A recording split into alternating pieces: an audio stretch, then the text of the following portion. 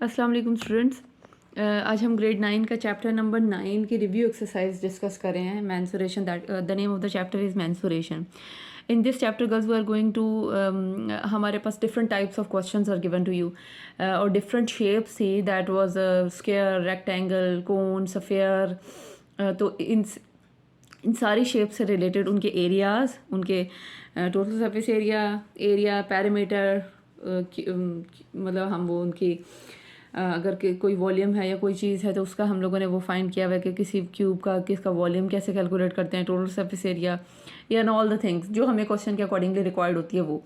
ठीक है, तो जितनी भी ज्योमेट्रिकल शेप्स हैं, ज़्यादातर यहाँ पर यही है कि मतलब आपको वर्ड प्रॉब्लम दिए होंगे depending upon the geometrical shapes, कि जो भी आपको शेप दी जा रही है या जो भी आपको बताया जा रहा है कि दिस शेप इज़ यूजिंग, तो आपने उसके अकॉर्डिंगली करना है। ठीक है, तो इसके इस चैप्टर में गर्ल्स हम रिव्यू एक्सरसाइज में हम ऑब्जेक्टिव्स डिस्कस नहीं कर रहे हैं। I am straight away moving towards the theoretical questions starting from question number 2। Question number 1 is just based on the objective type of question, तो वो आप लोग कर लीजिएगा। वो even if you have problem in that you can ask me also, but I am discussing the word problem which mostly students are facing the problem. That is why we are going on it. Okay, Karen, diagonal of a square region is 50 centimeter long. Find the area and the perimeter of the square region. अब हमें उन्होंने बता दिया कि एक square reason है कोई सा भी और उसका हमें बताया कि डायगोनल इज़ 50 सेंटीमीटर। तो गर्ल्स इन क्वेश्चंस की सबसे अच्छी क्वालिटी कह दें आप, या आपको जो है ना थोड़ा सा विजुअलाइज करने के लिए आसान हो जाता है कि आप इसकी डायग्राम बना लें। डायग्राम बनाने से क्या फ़ायदा होता है कि जब आप क्वेश्चन सॉल्व कर रहे होते हैं तो, और जब आप पेपर में भी सॉल्व करते हैं तो टीचर के ऊपर भी एक इम्प्रेशन पड़ता है कि हाँ बच्चे का माइंड के अंदर कोई कन्फ्यूजन नहीं है, उसको क्लियर है चीज़ें।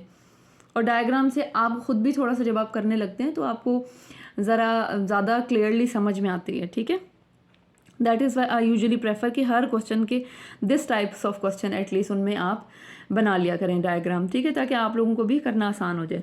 Okay, moving toward the solution. क्या है जी, डायगोनल ऑफ स्क्वायर। अच्छा, हमें यहाँ पे इन्होंने बता दिया कि हमारी जो शेप है दैट इज स्क्वायर। ठीक है, डायगोनल स्क्वायर है, तो स्क्वायर की एक चीज़ तो हमें पता है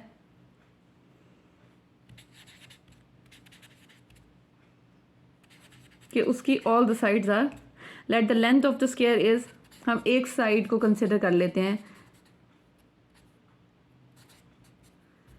एस एल कह देते हैं लाइक, या एल कह देते हैं, इट्स अप टू यू, जो मर्जी आप लेना चाहे आप ले सकते हैं। ठीक है, अगर साइड लेंथ कंसिडर कर लें या आप एल कंसिडर कर लें, it's up to you, it does not matter कि अब क्योंकि ये हम सपोज करें खुद से, तो वो गर्ल्स आप लोगों का अपना वो है। ठीक है, लाइक हम अगर मैं कहती हूँ कि मैंने साइड लेंथ को एल लिया है, एल, और ये भी एल है, तो यहाँ पर गर्ल्स ये एक राइट एंगल ट्रायंगल बन रही है। राइट एंगल ट्रायंगल के ऊपर आपको पता है कि हम पाइथागोरस थ्योरम अप्लाई करते हैं। If two sides are given, मतलब दो साइड अननोन है और एक साइड हमें पता है, और having a right angle triangle, तो हम सिंपली उसके ऊपर पाइथागोरस थ्योरम अप्लाई करते हैं। What is the Pythagoras theorem? Perpendicular square is equal to base square plus hypotenuse square. Like hypotenuse का जो स्क्वायर है is equal to perpendicular plus base square. तो वो उसको आप इस तरह यूज़ कर लें, इन्वर्ट कर लें, जैसे मर्जी कर लें, तो वो वही रूल अप्लाई होगा। ठीक है, हमारा हाइपोटेनस यहाँ पे 50 है और परपेंडिकुलर ये है, बेस ये है। ठीक है, तो applying the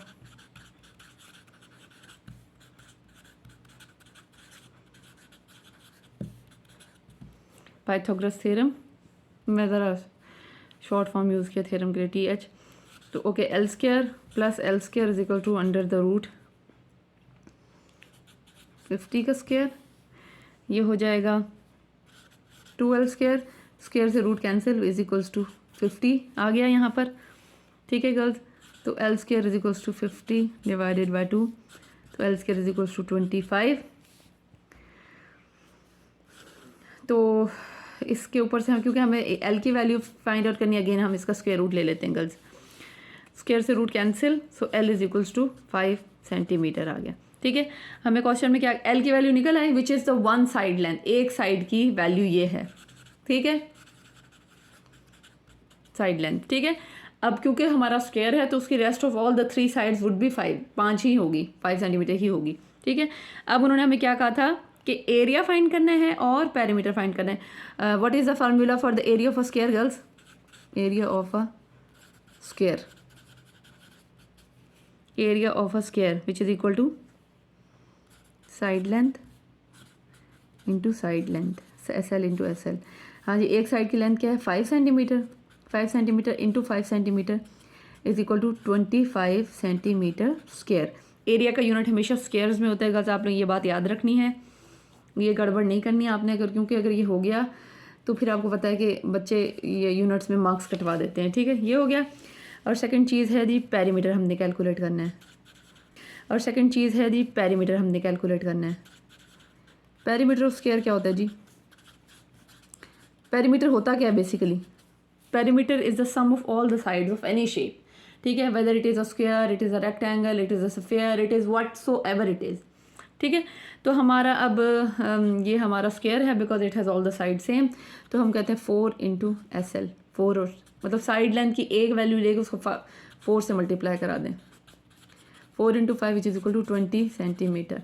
this is the perimeter of the square. ठीक है गर्ल्स, एक और बात याद रखनी है गर्ल्स आप लोगों ने, बिकॉज अब आप ये देखिए कि इस एक क्वेश्चन के अंदर आपने ऑलमोस्ट 3 डिफरेंट फार्मूलाज यूज़ कर लिए हैं. सो ये बात आपने अपने दिमाग में रखनी है कि until and unless you do not have the command on the formulas, आप कभी भी ये क्वेश्चन नहीं कर सकते. पहला फार्मूला हमने कौन सा यूज़ किया? That was the Pythagoras theorem, जो कि हमने आइडेंटिफाई किया पहले ये कौन सी शेप है, इसके ऊपर क्या फार्मूला लग रहा है.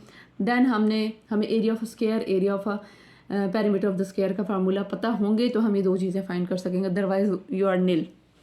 बच्चे यहीं पे कंफ्यूज हो जाते हैं, इसी वजह से गलतियाँ भी होती हैं और जो है वो क्वेश्चन पूरे रॉन्ग हो जाते हैं. ठीक है, मैं कोशिश करूँगी कि एक वीडियो ऐसी बनाऊँ जिसमें डिफरेंट शेप्स और उनके एरिया एंड पेरीमीटर ये मैं आप लोगों के साथ शेयर करूँ. तो इंशाल्लाह होपफुली मैं ये एक वीडियो ऐसी बना के आप लोगों के साथ शेयर करूँगी ताकि आप लोगों को ये चीज़ भी आसान हो जाए कि हाउ टू मेमोराइज. क्योंकि ये जो फार्मूलाज हैं ना गर्ल्स, आप लोग अपने रूम में अपने कबर्ड्स वगैरह हैं या डोर्स हैं उसके ऊपर लिख के थोड़े से टाइम के लिए पेस्ट करें, आते जाते आपकी नज़र पड़ती रहेगी तो आपको ऑटोमेटिकली 2 से 3 हफ्तों में वो याद हो जाएंगे.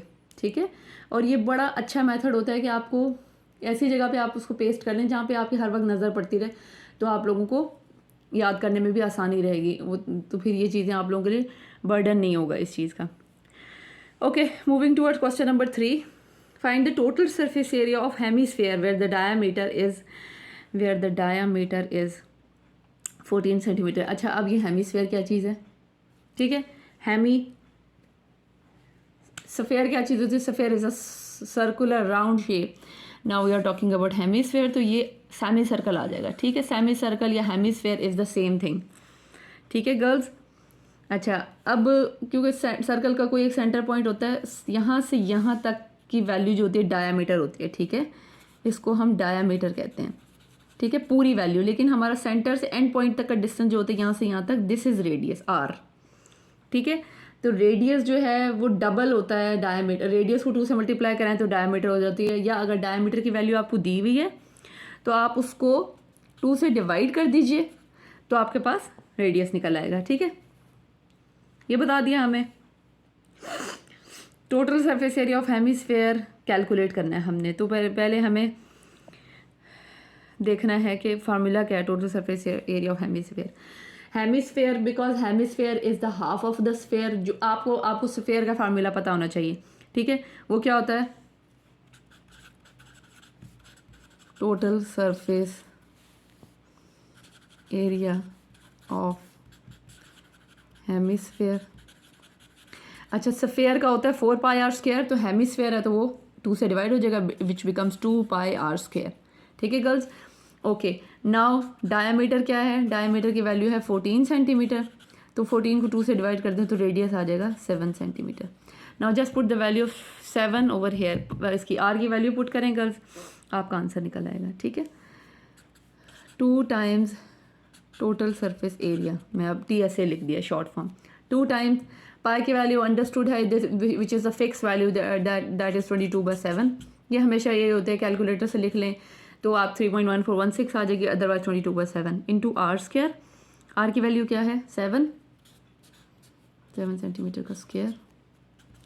2 डॉट का मतलब होता है मल्टीप्लाई, बिकॉज गर्ल्स इसको कंफ्यूज ना हो जाइएगा कि ये पॉइंट है, 2 पॉइंट समथिंग है या क्या है ये। डॉट और multiplication is the alternative term, हम इनको यूज़ कर सकते हैं। ये स्क्वायर है तो इसको मैं 2 दफ़ा लिख लेती हूँ, 7 सेंटीमीटर इंटू 7 सेंटीमीटर, ठीक है। एक 7 इस 7 से कैंसिल हो गया, ठीक है।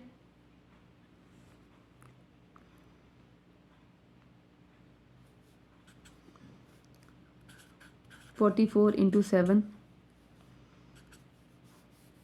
7 4 ज़ा 28 टू कैरी 308 सेंटीमीटर स्क्वायर, ठीक है। अच्छा गर्ल्स, इस क्वेश्चन का आंसर आप लोगों की बुक में दिया हुआ है, that is 462 centimetre square, which is wrong, ठीक है।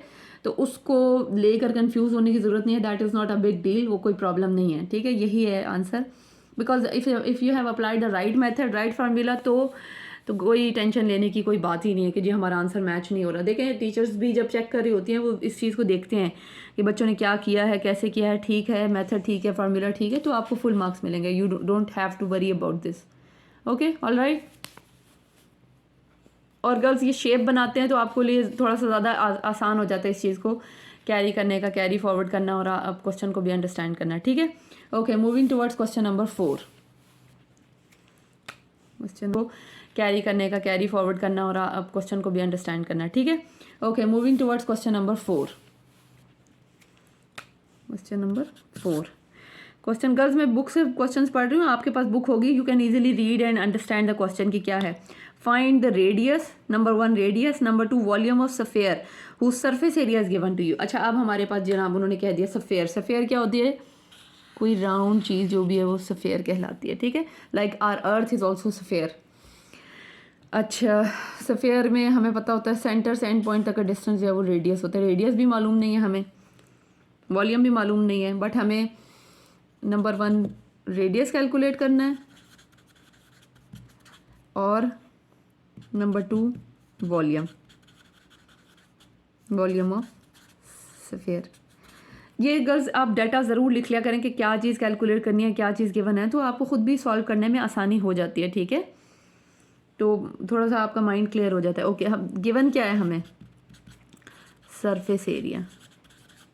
Surface area of a sphere या total surface area of a sphere, girls एक ही बात है, ठीक है।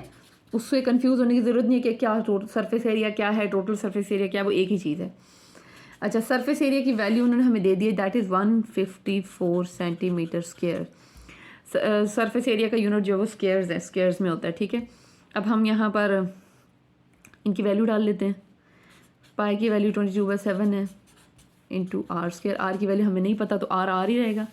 नाउ गर्ल्स, जब हम इक्वलिटी का रूल ये होता है कि कोई चीज़ अगर डिनोमिनेटर में है तो वो राइट साइड या लेफ्ट साइड पे जाकर मल्टीप्लिकेशन में जाकर न्यूमिनेटर में चली जाती है, और जो न्यूमिनेटर में चीज़ें हैं वो डिनोमिनेटर में चली जाती हैं। So we are going to apply the same rule. वो क्या हो जाएगा? 154 सेंटीमीटर स्क्वायर्स इंटू 7 क्योंकि राइट साइड पे नीचे था तो ये ऊपर चला जाएगा, और 4 और 22 ऊपर थे वो नीचे आ जाएंगे, और अब आगे क्या रह गया? R square. अब हम देख लेते हैं इनकी जितनी पॉसिबल कटिंग हो सकती है हम काट लेते हैं, ठीक है girls.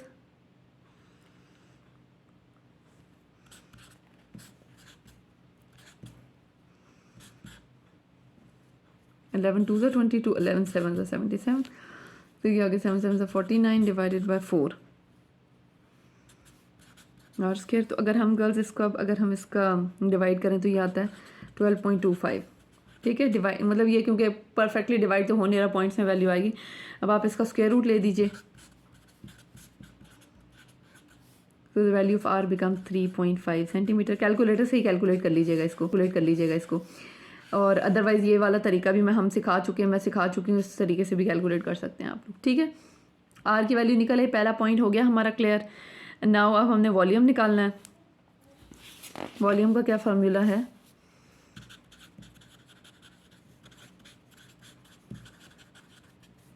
Four by 3 pi r square, नहीं pi r cube, 4 divided by 3 into 22/7 into